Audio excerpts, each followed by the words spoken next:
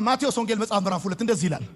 እነርሱም ከሄዱ በኋላ እነሆ የጌታ መልአክ በሕልም ለዮሴፍ ታይቶ ሄሮድስ ሕፃኑን ሊገድለው ይፈልጋልና ተነሳ፣ ሕፃኑንና እናቱን ይዘህ ወደ ግብጽ ሽሽ፣ እስክነግርህም ድረስ በዚያ ተቀመጥ አለው። አሁን ወደ ግብጽ የሄዱት እዚህ ቦታ ዮሴፍ ሕፃኑና እናቱ ናቸው። በራእይ መጽሐፍ ምዕራፍ 12 ላይ ግን ወደ ምድረ በዳ የሄደችው እናቲቱ ብቻዋን ነው እንጂ ሕፃኑማ እሷ ወደ ምድረ በዳ ከመሄዷ በፊት ወደ ሰማይ አድርጓል ይላል። ስለዚህ በዚህ ቦታ የሄደችው በራእይ መጽሐፍ ምዕራፍ 12 ላይ እናቲቱ ብቻ ነው ወደ ምድረ በዳ ሄደችው። በማቴዎስ ወንጌል መጽሐፍ ምዕራፍ 12 ላይ ግን ወደ ግብጽ የሄዱት ለሶስት ነው። ሙሉ ቤተሰቡ ነው ወደ ግብጽ የሄዱት። ስለዚህ ይሄ ለምሳሌነት ለማጣቀሻነት ወይም የራእይ መጽሐፍ ምዕራፍ 12ን ለመክፈቻነት ማቴዎስ 2ን መጠቀም አትችልም። ማቴዎስ 2 ላይ እናቲቱም ልጁም እና ዮሴፍ ነው አንድ ላይ ሄዱት። ራእይ መጽሐፍ ምዕራፍ 12 ላይ ደግሞ የሄደው ሴቲቱ ብቻ ነች። አንድ እሱ። ሁለተኛ በራእይ መጽሐፍ ምዕራፍ 12 ላይ የምትመለከቱት ታሪክ ወይም ደግሞ ራእይ መገለጥ በሰማይ የታየው ነገር ምንድን ነው? ሴቲቱ ወደ ምድረ በዳ እንድትሄድ የተፈለገበት ምክንያት በምድረ በዳ እንዲንከባከቧት ነው ይላል። ስለዚህ እነ ማርያም ወደ ግብጽ የሄዱበት ፐርፐዝና ሴቲቱ ወደ ምድረ በዳ የሄደችበት ፐርፐዝ ይለያያል። እነ ማርያም ወደ ግብጽ የሄዱት ልጄን ከግብጽ ጠራሁት የሚለው ቃል ይፈጸም ዘንድ ነው ይላል መጽሐፍ። በራእይ መጽሐፍ ምዕራፍ 12 ላይ ደግሞ ሴቲቱ ወደ ምድረ በዳ እንድትሄድ የተፈለገበት ምክንያት እንዲንከባከቧት እንዲመግቧት ነው። የፐርፐዝ ልዩነት አለ። ማቴዎስ 2ን ጠቅሰ ምዕራፍ 12ን መክፈት አትችልም። የዓላማ ልዩነት አለው። እሱ ብቻ አይደለም። እንደዚህ ይላል፣ እስክነግርህ በዚያ ተቀመጣለሁ። እርሱም ተነስቶ ሕፃኑና እናቲቱን በሌሊት ያዘና ከጌታ ዘንድ በነቢይ ልጄን ከግብጽ ጠራሁት የተባለው እንዲፈጸም ወደ ግብጽ ሄደ። ራእይ መጽሐፍ ምዕራፍ 12ን ከቁጥር 1 ጀምሮ እንደዚህ ይላል፣ ታላቅ ምልክት በሰማይ ታየ። ፀሐይን ተጎናጽፋ ጨረቃ ከእግሮቿ በታች ያላት በራሷም ላይ 12 ከዋክብት አክሊል የሆነላት አንዲት ሴት ነበረች። እርሷም ጸንሳ ነበር፣ ምጥም ተይዛ ልትወልድ ተጨንቃ ጮኸች። ሌላ ምልክት በሰማይ ታየ። እነሆም ታላቅ ቀይ ዘንዶ 7 ራሶችና 10 ቀንዶች የነበሩት በራሶቹም ላይ 7 ዘውዶች ነበሩ። ጅራቱም የሰማይ ከዋክብት ሲሶ እየሳበ ወደ ምድር ጣላቸው። ዘንዶም ሴቲቱ በወለደች ጊዜ ሕፃኗን እንዲበላ ልትወልድ ባለ ሴት ፊት ቆመ። ኦኬ። አሕዛብን ሁሉ በብረት በትር ይገዛቸው ዘንድ ያለው ወንድ ልጅ ወለደች። ልጇም ወደ እግዚአብሔር ወደ ዙፋኑ ተነጠቀ። ኦኬ። ሴቲቱም 1260 ቀን፣ ይሄ ስንት ነው? 42 ወር ወይም ደግሞ በአመት ከቀየራችሁ 3 ዓመት ተኩል ማለት ነው። የመጨረሻው ሱባኤ አጋማሽ ነው ይሄ 1260 ቀን ባለፈው ስንማር ካያችሁ ማለት ነው። በእግዚአብሔር ተዘጋጅቶላት ወደ ነበረው ስፍራ ወደ በረሃ ሸሸች። በሰማይ ሰልፍ ሆነ ይልና ቀጥሎ የዚህ መጽሐፍ መጨረሻ አካባቢ ስታነቡ እንደዚህ ይናገራል። እንዲመግቧት እንዲንከባከቧት በኋላ ተመልሰን እናነባዋለን አለ ማለት ነው። ስለዚህ ማርያም አይደለችም ብለን ስንል በምክንያት ነው። እሱ ብቻ አይደለም፣ ማርያም ነች የሚሉ ሰዎች ደግሞ የራእይ መጽሐፍ ምዕራፍ 12ን የመጨረሻ ክፍል በደንብ ያነበቡት አይመስለኝም። ምክንያቱም ዘንዶ ወደ ምድር ከተጣለ በኋላ ልጁን ማሸነፍ እንዳልቻለ ሲመለከት በሴቲቱና በተቀሩት ልጆቿ ላይ ባለ በሌለ ኃይሉ ጦርነት ይከፍታል።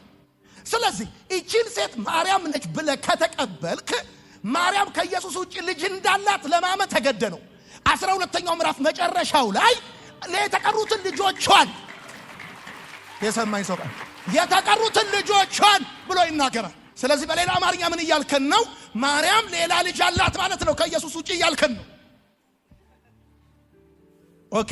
ሌላው ምክንያት ደግሞ ማርያም ያልሆነችበት ምክንያት በዚህ መጽሐፍ ላይ ራእይ መጽሐፍ ምዕራፍ 12 ላይ ስትመለከቱ ልጁ ከመወለዱ በፊት ዘንዶ የሚወለደውን ልጅ ለመዋጥ ቆሞ ነበር ይላል። ሄሮድስ ግን የተንቀሳቀሰው ኢየሱስ ከተወለደ በኋላ ነው። ከተወለደ በኋላ ሌላም ማርያም ያልሆነችበት ምክንያት ላሳያችሁ እችላለሁ። ኢየሱስ ከተወለደ በኋላ ሄሮድስ ይፈልግ የነበረው ልጁን ነው፣ እናቲቱን አይደለም ሲፈልግ የነበረው። ዘንዶ ግን በዚህ ምዕራፍ ላይ ልጁንም እናቲቱንም ሲያሳድዳቸው ትመለከታል። ስለዚህ በእነዚህ ሁሉ ምክንያቶች በዚህ ምዕራፍ ላይ የተጠቀሰችው ሴት ፀሐይን የለበሰች ጨረቃን የረገጠች ከዋክብትን ደግሞ በአክሊል የደፋች ማርያም አይደለችም። ማርያም አይደለችም። ስለዚህ ምናልባት ቶሎ ብዬ የተናገርኩባችሁ ቪዲዮውን እንደገና ብትመለከቱ ደስ ይለኛል። ዞሮ ግን እኛ መጽሐፉን አጥንተን ወደ ብርሃን መምጣት ነው እንጂ ዓላማችን መቃወም አይደለም። ዓላማችን ማንም የመቃወም ፕሮግራም የለንም። እኛ መዳን ነው የምንፈልገው። እኛ ህይወት ነው የምንፈልገው። እኛ ብርሃን ነው የምንፈልገው። ማንም በኪሳችን ደሞዝ አይቆርጥልንም ወዳጄ። እኛ በዚህ ቃል ውስጥ ያለውን ብርሃን ነው የምንከተለው። ይሄ ቃል የመጨረሻው ባለስልጣን የሆነ ቃል ነው። ምንም ደጋፊ ሳያስፈልገው የእግዚአብሔር ቃል ሉዓላዊ ነው ብለን እናምናለን። ይልቁኑ እንደውም ይገርማችኋል። ታዲያ እቺ ሴት ማነች ብላችሁ ስታጠኑ መጽሐፍ ቅዱሳችን ከፀሐይ ከከዋክብትና ከጨረቃ ጋር በተገናኘ በብሉይ ኪዳን የሚገልጠው የሚጠቅሰው እስራኤልን እንደሆነ እንመለከታለን። እስራኤል እንደሆነ እንመለከታለን። በዚህ በኢሳይያስ መጽሐፍ ምዕራፍ 26 ከቁጥር 17 እስከ 18 የእግዚአብሔር ቃል ሲናገር እንደዚህ ይላል። የጸነሰች ሴት ለመውለድ ስትቀርብ እንደምትጨነቅና በምጥ እንደምትጮህ አቤቱ እንዲሁ በፊትህ ሆነናል ይላል። እንደዚህ ልክ ራእይ መጽሐፍ ምዕራፍ 12 ላይ እንዳለው አይነት ገለጻ እንዳለው አይነት ማብራሪያ ልክ ለእስራኤል መጽሐፍ ቅዱስ ልክ እንደዚህ ሲጠቀም እንመለከታለን። በኢሳይያስ መጽሐፍ 60 ከቁጥር 1 እስከ 3 ደግሞ ስንመለከት እንደዚህ ይላል። ብርሃንሽ መጥቷልና የእግዚአብሔርን ክብር ወጥቶልሻልና ተነሺ አብሪ፣ እነሆ ድቅድቅ ጨለማ አሕዛብን ይሸፍናል። ነገር ግን በአንቺ ላይ እግዚአብሔር ይወጣል፣ ክብሩን በአንቺ ላይ ይታያል። አሕዛብም ወደ ብርሃንሽ ነገሥታትም ወደ መውጫሽ ጸዳል ይመጣሉ ብሎ ይሄን ለእስራኤል ይናገራል። በዘፍጥረት መጽሐፍ ምዕራፍ 37 ከቁጥር 9 እስከ 11 ላይ ደግሞ መጽሐፍ ቅዱስ አሁን ምንድነው እያየን ያለ ነው?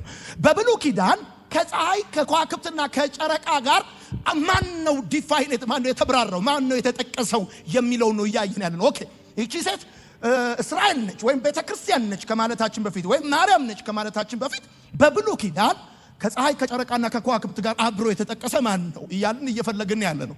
በዘፍጥረት መጽሐፍ ምዕራፍ 37 ከ9 እስከ 11 ደግሞ ስናነብ እንደዚህ ይላል። ደግሞም ሌላ ህልም አለመ፣ ለወንድሞቹም ነገራቸው እንዲህ አለ፣ እነሆ ደግሞ ሌላ ህልምን አለምኩ፣ እነሆ ፀሐይና ጨረቃ 11 ከዋክብትም ሲሰግዱልኝ አየሁ። ለአባቱና ለወንድሞቹም ነገራቸው፣ አባቱም ገሰጸው እንዲህም አለው፣ ይህ ያለምከው ህልም ምንድን ነው? በእውኑ እኔና እናትህ ወንድሞችህ መተን በምድር ላይ እንሰግድልህ ይሆን? ወንድሞቹም ቀኑበት፣ አባቱ ግን ነገሩን ይጠብቀው ነበር ብሎ ይሄንን ፀሐይን ጨረቃን ከዛ 11 ከዋክብት ሲሰግዱልኝ አየሁ ብሎ ከእስራኤል ጋር አብሮ ይጠቅሰዋል ማለት ነው። ወዳጆቼ እሱ ብቻ አይደለም። እስራኤል በእርጉዝ ሴት ተመስላ በብሉይ ኪዳን ስትጠቀስ ደግሞ እንመለከታለን። በኤርምያስ መጽሐፍ ምዕራፍ 66 ከቁጥር 7 እስከ 9 እንደዚህ ይናገራል። ከእርጉዝ ሴት ጋር አሁን እቺ ሴት ማነች? እቺ ሴት ፀሐይ ለብሳለች። እቺ ሴት ጨረቃ ረግጣለች። እቺ ሴት 12 ከዋክብቶች ያሉት አክሊል ደፍታለች።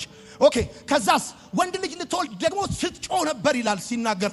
አጠገቧ ደግሞ ዘንዶ ቆሞ ነበር፣ ወንዱን ልጅ ሊውጥ ፈልጎ ቆሞ ነበር ነው ብሎ የሚናገረው። ስለዚህ እቺ ሴት ማነች ብለን ስንመለከት የሚወስደን ሐሳብ አለ። ኦኬ እስራኤል ባረገዘች ሴት ተመስላ ከዚህ በፊት ጠቅሳለች። ሳታምጥ ወለደች፣ ምጥም ሳያገኛት ወንድ ልጅን ወለደች። ከቶ እንዲህ ያለ ነገር ማን ሰምቷል? እንዲህ ያለ ነገር ማን አይቷል? በውኑ አገር በአንድ ቀን ታመጣለችን? ወይስ በአንድ ጊዜ ሕዝብ ይወለዳልን? ጽዮን እንዳማጠች ወዲያው ልጆቿን ወልዳለችና በውኑ ወደ መውለድ የማደርስ እኔ አላስወልድምን? ይላል እግዚአብሔር። የማስወልድስ ማህፀንን እኔ እዘጋለሁን? ይላል አምላክሽ ብሎ እስራኤልን ካረገዘች ሴት ጋር አገናዝቦ ያቀርብልናል። በኤርምያስ መጽሐፍ ምዕራፍ 4 ቁጥር 31 ላይም እንደዚሁ እንመለከታለን። እንድታምጥም የበኩርናዋን እንደምትወልድ ሴት ድምፅ ሰምቻለሁና የጽዮን ሴት ልጅ ድምፅ በድካም ይሰልላል፣ እጆቿንም ትዘረጋለችና ተገጥሎ ከሞቱ የተነሳ ነፍሴ ዝላለችና ወየውልኝ አለች። ይሄም ለእስራኤል የተጠቀሰ ነው። 13ኛው ምዕራፍ 21ኛው ቁጥርም ልክ እንደዚሁ ትመለከታላችሁ። ወዳጆችሽ እንዲሆኑ ያስተማርሻቸውን በራስሽ ላይ አለቆች ባደረጋቸው ጊዜ ምን ትያለሽልና እንደ ወላድ ሴት ምጥ አይዝሽምን? ስለዚህ በመጽሐፍ ቅዱሳችን ውስጥ እስራኤል ካረገዘች ሴት ጋር አብራ ተገልጣለች ብለን ማለት እንችላለን። ኦኬ የሴቲቱ ጩኸት ከመከራና ከጭንቀት የተነሳ የሚጸለይ ጸሎትን ያመለክታል። ጻፉ። አሁን እንደዚህ ነው። እቺ ፀሐይን የለበሰች ጨረቃን የረገጠች 12 ከዋክብቶች ያሉትን አክሊል የደፋች ሴት በታላቅ ጩኸት ስትጮህ በዚህ በራእይ መጽሐፍ ምዕራፍ 12 ላይ ትመለከታላችሁ። እና እቺ ሴት የምትጮኸው ጩኸት ከታላቅ ጭንቀት የተነሳ ደግሞ ልንገራችሁ አይደል? ይሁን እኔ ቀና አንድ ሴት አርግዛለች ማለት ትጮሃለች ማለት አይደለም። ሴት የምትጮኸው የመውለጃዋ ጊዜ ሲደርስ ነው። አሁን እዚህ ጋር ያለው ጩኸት ሊመጣ ያለ ጉዳይ ስላለ ነው። አቤት! የሴቲቱ ጩኸት ከጭንቀት የተነሳ የሚቀርብን ጸሎት ያመለክታል። ሴቲቱ ደግሞ የምትወልደው ወንድ ልጅ አሕዛብን በብረት በትር የሚገዛ ወንድ ልጅ ነው ይላል። በትር ስልጣን ነው፣ ብረት ብርታት ነው። ስለዚህ የሚወለደው ልጅ ያለውን ስልጣንና ያለውን ብርታት የሚያሳይ ሐሳብ ነው። ስለዚህ ይሄን መጽሐፍ የምታጠኑ ሰዎች በእርግጠኝነት እንድታቁም ፈልገው ነገር ምንድነው? በዚህ በራእይ መጽሐፍ ምዕራፍ 12 ላይ ቅድም በነገርኳችሁ ብዙ ምክንያት ራእይ መጽሐፍ ምዕራፍ 12 ላይ ያለችው ሴት ማርያም አይደለችም። ይልቁኑ መጽሐፍ ቅዱሳችን በአብዛኛው የሚናገረው ብዙ ሰዎች የሚያምኑት ኢየሩሳሌም ወይም እስራኤል እንደሆነች ነው። ከዛ ሲቀጥል ጥቂት ሰዎች ደግሞ ቤተክርስቲያን ነች ብለው የራሳቸውን ሐሳብ ያስቀምጣሉ። በነገራችን ላይ ስለዚህ ሴት ያለ ምልከታ የሚለያየው ስለ ቤተክርስቲያን ባላቸው ግንዛቤ መነሻ በማድረግ ነው። ምክንያቱም ቤተክርስቲያን ከታላቁ መከራ በፊት ትነጠቃለች፣ አይ በታላቁ መከራ ውስጥ ታልፋለች የሚል የተለያየ ቪው ያላቸው ሰዎች ከታላቁ መከራ በፊት ትነጠቃለች የሚሉ እቺ ሴት ኢየሩሳሌም ወይም እስራኤል ነች ብለው ይላሉ። አይ ቤተክርስቲያን በመከራ ውስጥ ታልፋለች የሚሉ ደግሞ እቺ ሴት ቤተክርስቲያን ነች ብለው ይላሉ። ከዚህ ውጪ ግን ያለው ፈጽሞ አብሮ ሊያስኬድ የማይችል ሐሳብ እንደሆነ ትመለከታላችሁ። ኦኬ የመጀመሪያዎቹ 3 ቁጥሮችን ነው አሁን እየተመለከትን ያለነው። ታላቅ ምልክት በሰማይ ታየ፣ ልትወልድ ተቃርባ የነበረች ሴትም ደግሞ ተመለከተ። ይቺ ሴት ፀሐይን ለብሳለች፣ ጨረቃን ረግጣለች፣ 12 ከዋክብቶች ያሉትን አክሊል ደፍታለች። ከዛ ሲቀጥል ደግሞ ወንድ ልጅ ልትወልድ እንደነበረ ይሄም ወንድ ልጅ በተመለከተ ደግሞ አሕዛብን በብረት በትር የሚገዛቸው እንደሆነ ለመውለድ ስትል ደግሞ እንደ ጮኸች መጽሐፉ ይናገራል። ስለዚህ ጩኸቷ ከጭንቀት የተነሳ የሚደረግ ጸሎት ነው። የሚወለደው ወንድ ልጅ አሕዛብን በብረት በትር ይገዛል። ይሄ ወንድ ልጅ ጌታ ኢየሱስ ክርስቶስ ነው። ከዛ ሲቀጥል ደግሞ በትር አውቶሪቲ ስልጣን ነው። ብረት ብርታት ነው። ያለውን ብርታት ያለውን ገዢነት የሚናገር ሐሳብ ነው። ሁለተኛው ምልክት ብላችሁ ጻፉ። የመጀመሪያው ምልክት ይቺ ሴት ነች። ታላቅ ምልክት በሰማይ ታየ፣ ልትወልድ የተቃረበችን ሴት ተመለከተ የሚለው ሴቲቱ ነች የመጀመሪያው ምልክት። ሁለተኛው ምልክት ደግሞ ቀዩ ዘንዶ ነው። ሁለተኛው ምልክት ቀዩ ዘንዶ ነው። በዚህ በራእይ መጽሐፍ ምዕራፍ 12 ላይ የምትመለከቱት የምዕራፉም መነሻ ርዕስ ያደረግነው ቀዩ ዘንዶ ነው። ኦኬ ሁለተኛው ምልክት ምክንያቱም ራእይ መጽሐፍ ምዕራፍ 12 ምን ብሎ ይናገራል? እንደዚህ ይላል፣ ሌላም ምልክት በሰማይ ታየ ነው የሚለው። ስለዚህ ከሴቲቱ ቀጥሎ ያለ ሁለተኛው ምልክት ታየ ብሎ ይናገራል። እና ያ የታየው ምንድነው ካላችሁ እዩኝ እኔን ቀና። ይሄ ቀይ ዘንዶ ንጉስ መሆን ፈልጎ የነበረ በብሉይ ኪዳን ሌዋታን ተብሎ የሚጠራ 7 ራሶችና 10 ቀንዶች ያሉት ቁጥር 9 ላይ የጥንቱ እባብ ዲያብሎስ ሰይጣን ተብሎ የተጠቀሰው ነው። በነገራችን ላይ ሴቲቱ ልትወልድ ያለው አሕዛብን በብረት በትር የሚገዛ ንጉስ ነው። ብርቱ ባለስልጣን ነው። እና እሱን ሊውጥ ፈልጎ ነበር ማለት ምን ማለት ነው? ንጉስ መሆን ፈልጎ ነበር። በሱ ቦታ ፖዚሽን እንዲኖረው አውቶሪቲ እንዲኖረው ፈልጎ ነበር። እና ይሄ በራእይ መጽሐፍ ምዕራፍ 12 ላይ ሁለተኛ ጊዜ ታየ የተባለው ምልክት ቀዩ ዘንዶ። የዘንዶ መልክ ደም አፍሳሽና ደም የተጠማ እንደሆነ የሚያሳይ ነው። ዘንዶ ቀይ ብሎ የሚገልጠው ምክንያቱም ቅድም ነግራቸዋለሁ፣ ምልክት አብሮ ይዞት የሚመጣው መልእክት አለ። አሁንም ታየ የሚለው በሰማይ ምልክት ነው። የታየው ደግሞ ቀይ ዘንዶ ነው። ይሄ ዘንዶ ደግሞ ሊወለድ ያለው ወንድ ልጅ ሊውጥ ፈልጎ ባረገዘችው ሴት አጠገብ ቆሞ እንደነበረ ትመለከታላችሁ። ይሄ ማን ነው ብላችሁ ስትጠይቁ 7 ራሶችና 10 ቀንዶች ያሉት በብሉይ ኪዳን ሌዋታን ተብሎ የሚጠራው በዚህ በራእይ መጽሐፍ ቁጥር 9 ላይ ደግሞ የጥንቱ እባብ ሰይጣን ዲያብሎስ የተባለው ነው።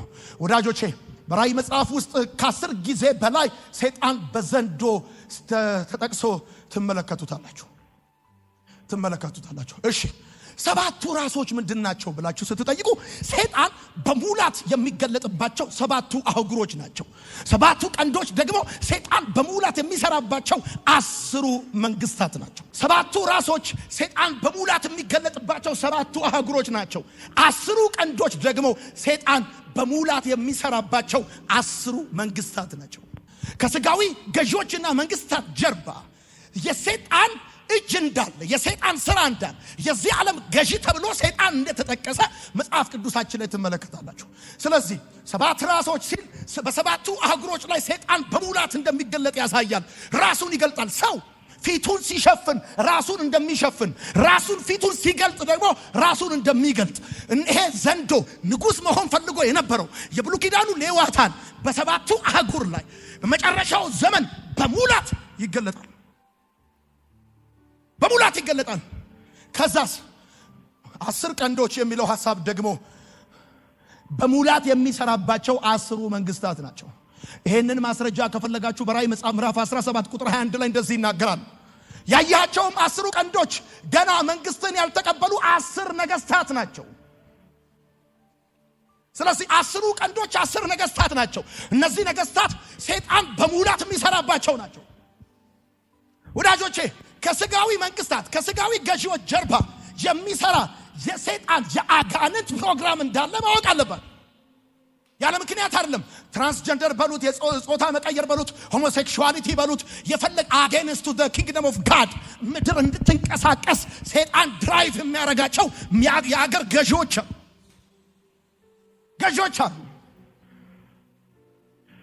ገዢዎች አሉ እና ምልክት ታያለ 10 ቀንዶች ነበሩታል። ቁጥር 4 ላይ ደግሞ ስትመለከቱ የተጠቀሱ ከዋክብቶች አሉ። እነዚህ ከዋክብቶች ሰይጣን ወደ ምድር ሲወድቅ ይዟቸው የወደቀው መላእክት ናቸው። እሺ ወዳጆቼ፣ እና ሰይጣን ከሴቲቱ የሚወለደው ወንድ ልጅ ማሸነፍ ስላልቻለ በታላቅ ቁጣ በሴቲቱ ላይ ሲነሳ በራእይ መጽሐፍ ምዕራፍ 12 ላይ ትመለከታላችሁ። ቁጥር 5 እያነበባችሁ ቁጥር 5 ስለ ጌታ ኢየሱስ ክርስቶስ ከመወለዱ እስከ ዕርገቱ ያለውን ሐሳብ ይናገራል።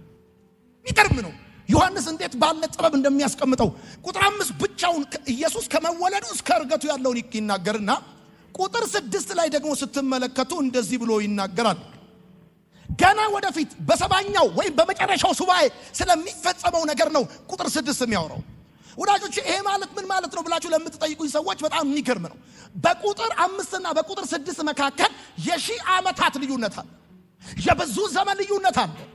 በአንድ ምዕራፍና በአንድ ምዕራፍ መካከል፣ በአንድ ቁጥርና በአንድ ቁጥር መካከል የብዙ ዓመታት ልዩነት አለ። እንደውም በብሉይ ኪዳን ስታጠኑ የጌታን መወለድና ዳግም መምጣት ቀላቅለው ተንብየውት ያውቃሉ። ስለዚህ ዮሐንስ ይህን ክፍል ሲያስቀምጥልን ቁጥር 5 ላይ ከጌታ ውልደት እስከ ዕርገቱ ያለውን ያስቀምጥና ቁጥር 6 ላይ ሲመጣ ገና ወደፊት በሰባኛው ወይም በመጨረሻው ሱባኤ ስለሚፈጸመው ነገር ያስቀምጥልናል። እና ሴቲቱ ወደ ምድረ በዳ ሄደች ይላል። ምድረ በዳ በመጽሐፍ ቅዱስ ምን ያመለክታል? ምጽፉ ሰዎች ፈተና ነው ያመለክተው። አሁን እንደዚህ ነው ምዕራፉ የምልክት ምዕራፍ ነው። ስለዚህ ትምህርታችን ከምልክቱ እየተነሳ ወደ መልእክቱ የግዴታ እንደሚወስደን ትመለከታላችሁ። በመጨረሻው ዘመን ሰይጣን ከክርስቶስ ጋር ጦርነት ለመቅጠም ያለ የሌለ ኃይሉን ሁሉ ይጠቀማል። ከዚህ በመቀጠል ደግሞ የምትመለከቱት በሰማይ ጦርነት እንደሆነ ታያላችሁ። ይሁን እኔ በሰማይ ጦርነት እንደሆነ ዮሐንስ ይናገራል። የጦርነቱንም ዓላማ የጦርነቱንም ውጤት ይነግረናል። የሚገርመው ጦርነቱ በሰማይ የተደረገው ጦርነት በሁለት አቻ ኃይሎች መካከል የተደረገ ጦርነት እንደሆነም ይነግረናል። በሰይጣንና በመላእክት መካከል እነዚህ ሁለት አቻ ኃይሎች ናቸው። ሰይጣን ወዳጆቼ ኢየሱስ ዳግመኛ ሲመጣ በአፉ ውስጥ ትንፋስ ያጠፋዋል እንጂ ሰይጣን ችሎ ከጌታ ጋር ጦርነት ለመቅጠም አቅም የለውም።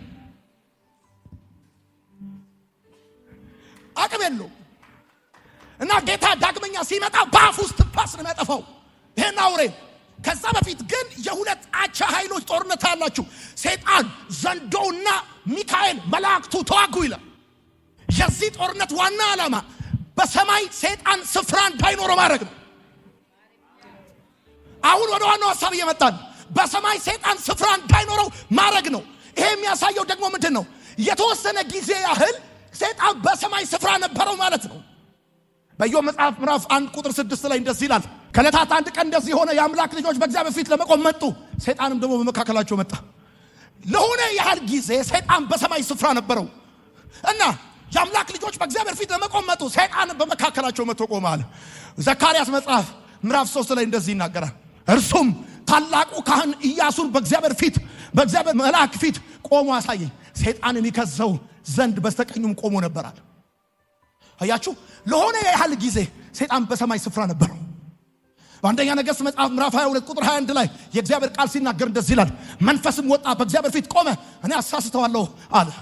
እግዚአብሔርም በምን አለው? እርሱም ወጥቼ በነቢያቶቹ አፍ ሐሰተኛ መንፈስ ሆናለሁ አለ። አያችሁ፣ በተለያዩ ምዕራፎች እንዳሳየኋችሁ ሰይጣን በሰማይ ተወሰነ ጊዜ ያህል ስፍራ ነበረው። ሚካኤልና መልአኩ ከዘንዶ ጋር የተዋጉበት ምክንያት ድጋሚ በሰማይ ስፍራ እንዳይኖረው ሰልፍ ይገጥማሉ።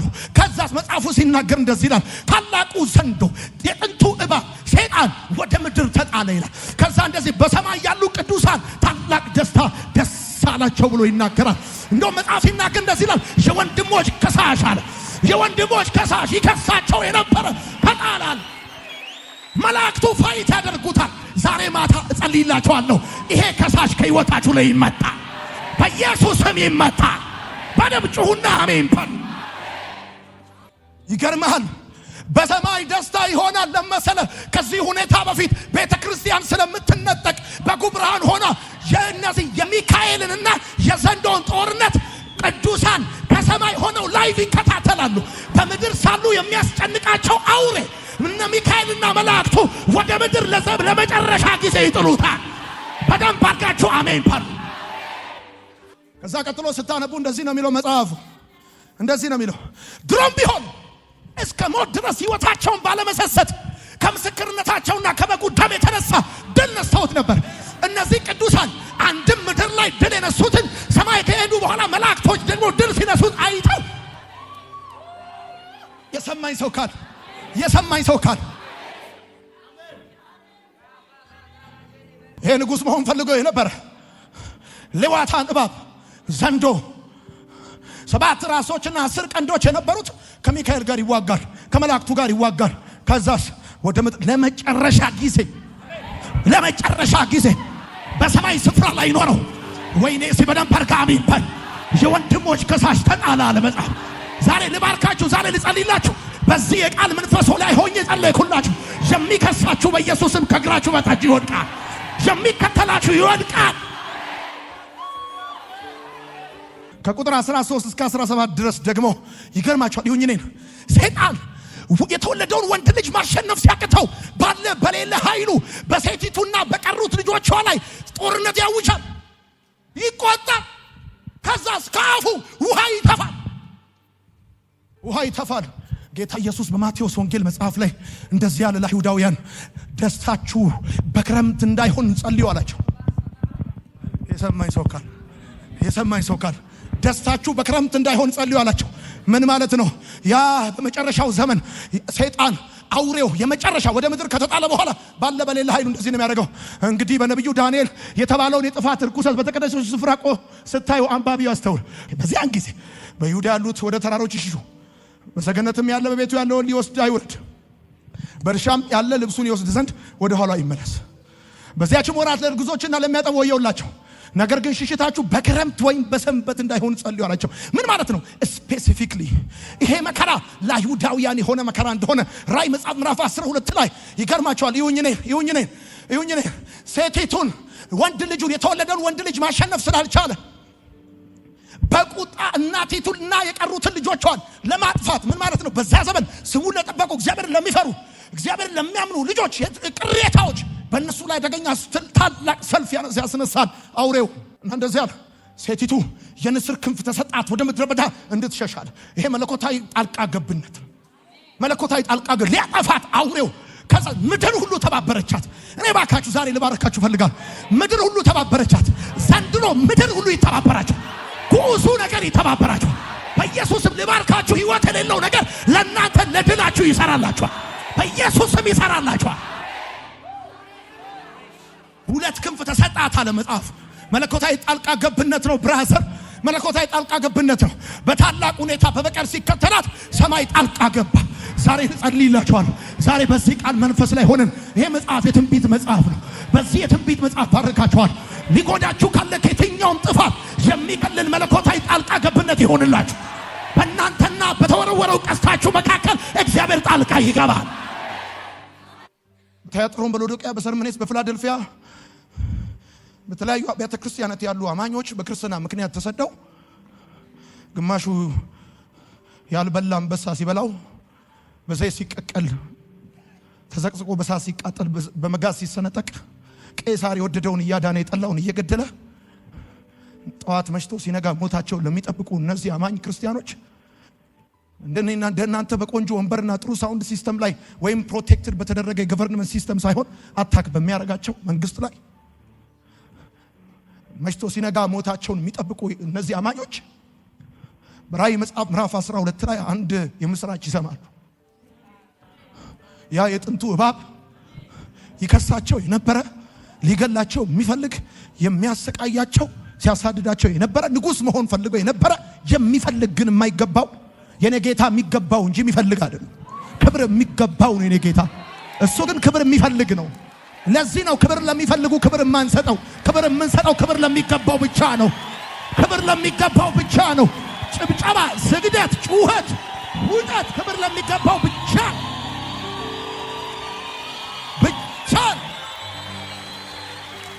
ለሚገባው ብቻ ነው ክብር። ወዳጆች ከማናቸውም ጋር በዘር በሃይማኖት አንገናኝ፣ ጠብም ጥላቻም የለንም ወዳጆቼ። መንበርከክ ያቃተን ጠልተናቸው አይደለም፣ መስገድ ያቃተን ጠልተናቸው አይደለም። ክብር የሚገባው አንድ ብቻ ስለሆነ ለእኛ ደግሞ የምናካፍለው ትርፍ ክብር የለንም። ክብሩን ሁሉ ጠቅልለን ለአምላካችን ሰጥተናል።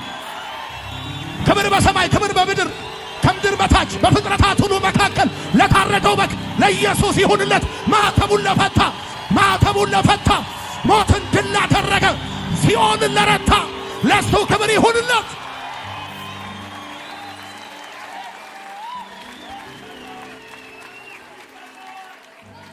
Let me tell you, by default የሚፈራ ሰይጣን የለም ብራዘር፣ የተሸነፈ ሰይጣን እንጂ እንድትፈሩት ሆን ተብሎ የተሳለባችሁ ሰይጣን እንጂ የተሸነፈ ሰይጣን ነው።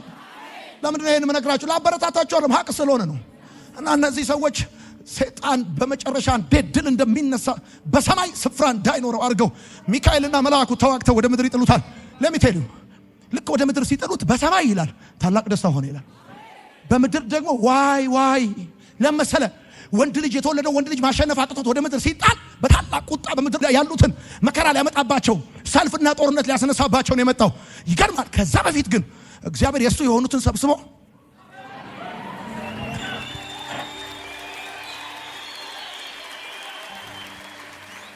ሰይጣን በሰማይ ስፍራ አጥቶ ወደ ምድር ሲወርድ ያኔ ቤተክርስቲያን እዚህ አጠብቆም ቤተክርስቲያን ቀድማ በጉ ብርሃኗ ሆኖ በሰማይ ትሆናል። የዛን ጊዜ ሰማይ እንደዚህ ታላቅ ደስታ።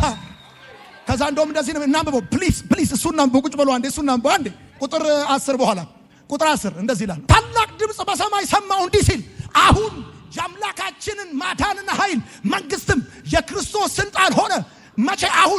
መቼ ይሄ አውሬ ይሄ ሰይጣን በሰማይ ስፍራ ወደ ምድር ከተወረወረ በኋላ ምን ሆነ? የክርስቶስም ስልጣን ሆነ። ቀንና ሌሊት በአምላካችን ፊት የሚከሳቸው የወንድሞቻችን ከሳሽ ተጥሏልና ከዛስ እነርሱም ከበጉ ደም የተነሳ ከምስክርነታቸው ቃል የተነሳ ድል ነሱት። ነፍሳቸውን እስከ ሞት ድረስ አልወደዱም። ነፍሳቸውን እስከ ሞት ድረስ እስከ መሰደብ አይደለም፣ እስከ መራብ አይደለም፣ እስከ መጠማት አይደለም፣ ስለ ኢየሱስ እስከ ሞት ድረስ ነፍሳቸውን አልወደዱ፣ አልሳሱም ለራሳቸው። ስለዚህ አለ ሰማይና በውስጡ የምታድሩ ሆይ ደስ ይበላችሁ። ሰማይና በውስጡ የምታድሩ ሆይ ማለት ቤተ ክርስቲያን ደስ ይበልሽ፣ አማኞች ደስ ይበላችሁ።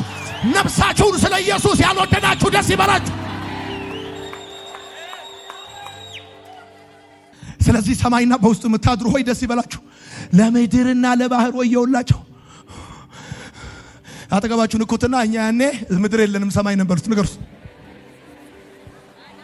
አላማችሁ ምድር ለመቅረት ከሆነ አም ሶሪ፣ እኛ ግን በዛ ጊዜ በምድር የለንም በሰማይ ነው። ደስ ይበላችሁ። ከዛስ ደስ ለምድርና ለባህር ወየውላቸው። ዲያብሎስ ጥቂት ዘመን እንዳለው አውቆ በታላቅ ቁጣ ወደና ተወርዷልና ዘንዶም ወደ ምድር እንደተጣለ ባየ ጊዜ ወንድ ልጅ የወለደችውን ሴት አሳደዳት። ከባቡ ፊት ርቃ አንድ ዘመናትም የዘመን እኩሌታም ወደምትመገበት ወደ ስፍራ ወደ በረሃ እንድትበር ለሴቲቱ 2 የታላቁ ንስር ክንፎች ተሰጣት። መለኮታዊ ጣልቃ ገብነት ተደረገላት። እባቡን ሴቲቱ በወንዝ እንድትወሰድ ሊያደርግ ወንዝ የሚያል ውሃ ከአፉ በስተኋላዋ ፈሰሰ። ደስታችሁ በክረምት እንዳይሆን ጸልዩ። ማቴዎስ ወንጌል። ምድሪቱም ሴቲቱን ረዳቻት። እኔ አይ ብሊቭ ልጄ ሌዊን ስባርከው እንደዚህ እለዋለሁ፣ ይቺ ምድር ኃይሏን ትስጥለዋል በጌታ በኢየሱስ ስም። እስከ ዛሬ ይቺ ምድር የተቃወመቻችሁ ከዚህ ቀን ጀምሮ ባርካችኋለሁ። ከዚህ ሰዓት ጀምሮ ምድር ትረዳችኋለች።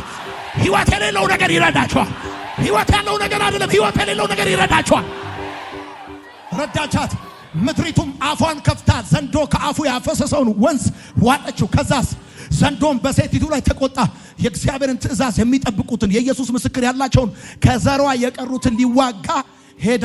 በባህር ማሻዋ ላይ ቆመ። አሁን አዲስ ትርጉም የሚለው እንደዚህ ነው። ከሴቲቱ የተወለዱትን የቀሩትን ልጆች ሊዋጋቸው ሄደ ይላል። የሀገር ልጆች ቅዱሳን፣ ነፍሳችሁን እስከ ሞት ድረስ ያልወደዳችሁ፣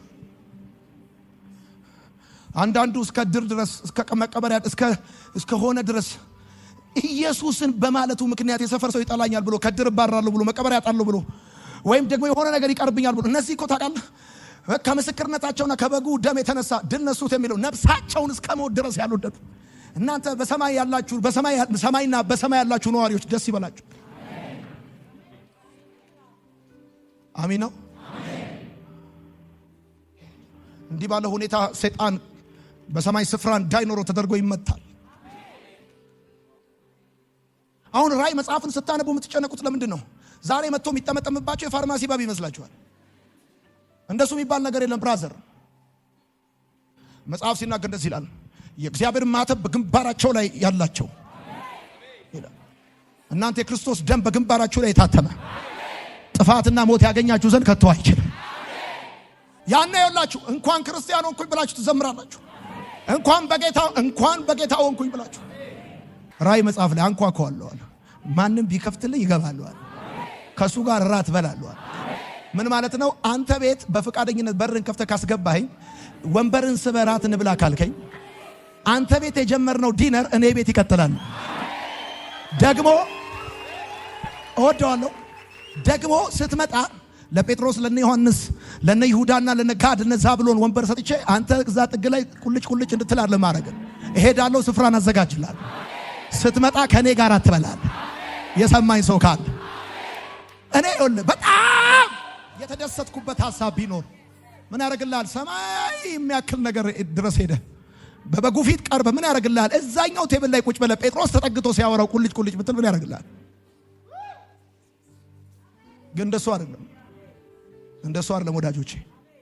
መጽሐፍ በ11ኛው ምዕራፍ ትዝ ካላችሁ ለባሪያዎች ለተላላቆችና ለታናናሾች ለነቢያት ስምህን ለሚፈሩት ሁሉ ዋጋቸውን ትሰጥ ዘንድ ዘመን መጣ። ሴሌብሪቲ በለው የፈለከውን ምናምን በለው ታናሽ ወደ ታላቅ ስሙን በሚፈሩት ሁሉ ላይ ዋጋቸውን ይሰጥ ዘንድ ትልቅ ዲነር ያዘጋጅላቸው። ደግሞ ይገርማል። እበለኝ ዲነሩን ለመካፈል ስትሄድ በበጉ ሰርግ ቀን ራት ለመብላት ስትገኝ በር ላይ ቆሞ የሚቀበልህ እማታቀው መልአክ ወይም ደግሞ እማያቀ አንድ አስተናጋጅ አይደለም። ራሱ የታረደው በግ በር ላይ ቆሞ እንደዚህ ይላል፣ እናንተ የአባቴ ብሩካት ስፍራ ይሰጣችኋል ይላል። እና እዚህ ጋር ተቀመጥ ብሎ ስፍራ ይሰጣችኋል።